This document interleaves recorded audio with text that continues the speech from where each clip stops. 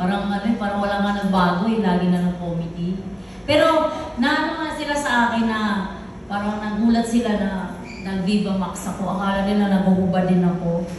Eh, bakit nga ba hindi, ma'am? Sabi ko, hindi ko nga ginawa nung bata pa ako eh. Baka naman puno na ako ng bash, di ba? Parang ako si Rendon.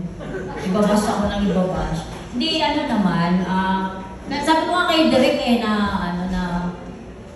sexy star ako, pero never pa ako nakagawa ng ganitong movie. Kaya minsan naninilip ako sa kanila.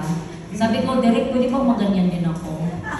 Parang naiinggit ako. Lagi lang si Gio nung sabi ko, Derek, ba't hindi mo ako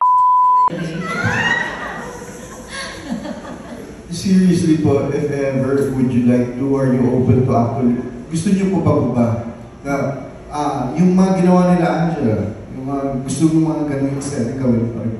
Di siguro mayroong mga title na bagay, pero ewan ko, parang... May suggestion kayo, ma'am? Parang gusto ko lang gawin siya private.